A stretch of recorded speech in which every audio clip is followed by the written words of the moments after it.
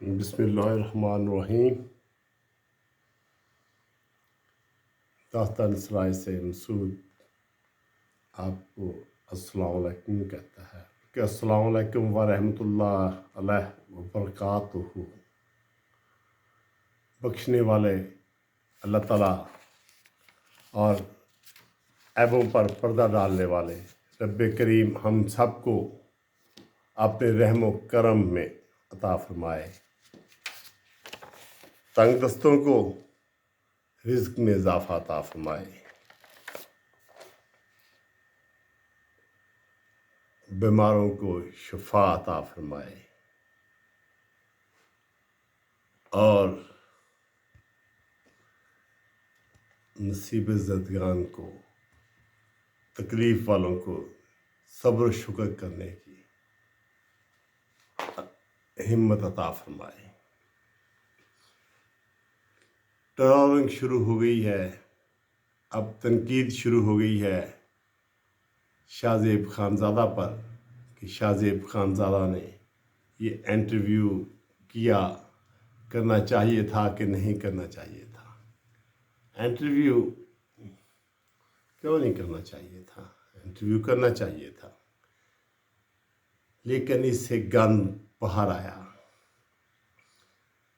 Interview سبھی کا ہونا چاہیے جنہوں نے گندے کام کیے، ہمیں پتہ چلنا چاہیے کہ یہ کیا ہوتا رہا، لیکن ہماری حکومتوں میں کیا ہوتا ہے اور یہ طاقتور لوگ کیا کرتے ہیں۔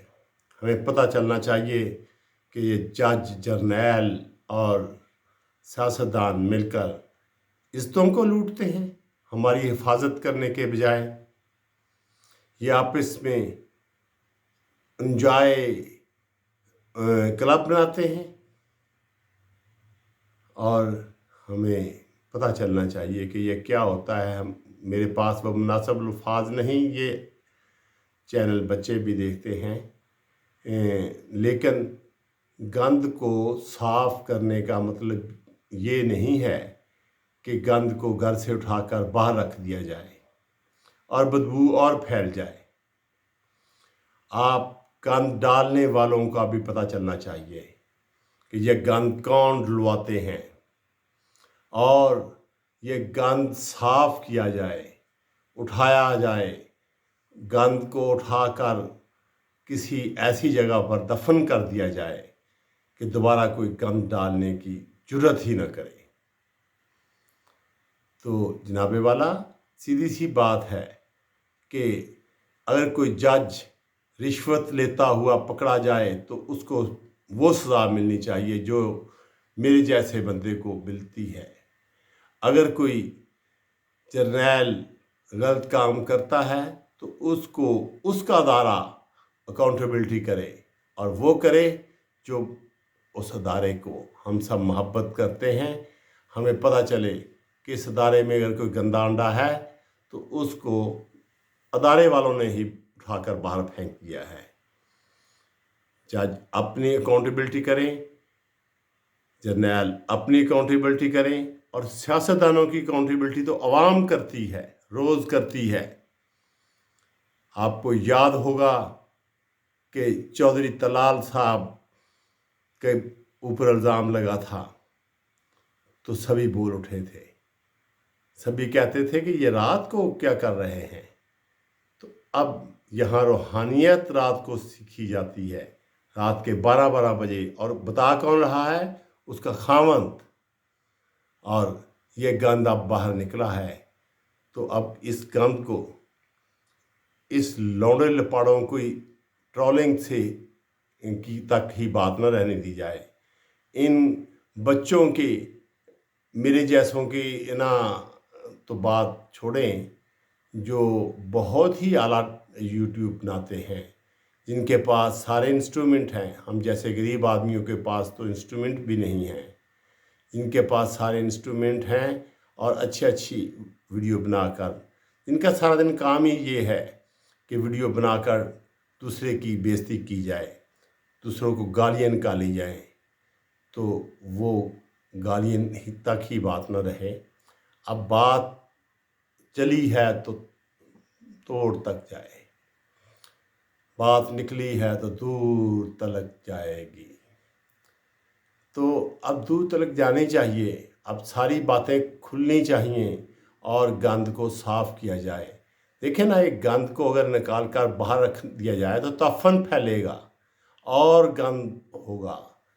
गंद को उठा दिया जाए, वहीं से उठा दिया जाए और ख़त्म कर दिया जाए। और ये ख़त्म ताकतवर लोग ही कर सकते हैं, और ताकतवर लोग समझते हैं कि इसको कैसे करना है और वो कर भी रहे हैं। लेकिन और तेज़ी से किया जाए, बदबू से, तफन फैलने से बीमारियां फैलती हैं और बीमारियां जन्म लेंगी और मसाइल खड़े होंगे। और सब मसाइल से बचने के लिए दोबारा कभी 9 मई दोबारा कभी ना हो, दोबारा कभी कोई ऐसी बात ना हो कि दोबारा कभी कोई वो मुख्तलिफ़ किस्म के रात को 12-12, 1-1, 2-2 बजे कॉलों पे बातें हो रही हों। इनको कंट्रोल करना मुश्किल नहीं है। समझने वाले समझते हैं कि इनको कैसे कंट्रोल किया जा सकता है। आप आईजी पंजाब साहब की बात लें कि अगर उन्होंने काम करना है तो कैसे किया है, अपने अदारे के अंदर भी और अदारे के बाहर भी। और अगर उन्होंने किसी साहब ने काम नहीं करना तो वो आराम से दफ्तर में बैठता है, सुबह आता है, आराम से अपनी गाड़ी को साफ़ करवाता है और शाम को चाय वाय काफ़ी शाफ़ी पीता हुआ अपने घर को चला जाता है। ऐसे बंदों को एहतसाब ऐसे बंदों का भी होना चाहिए जो काम नहीं करते। खुदारा पाकिस्तान को मजबूत बनाए। पाकिस्तान जिंदाबाद, पाक फौज पाइंदाबाद।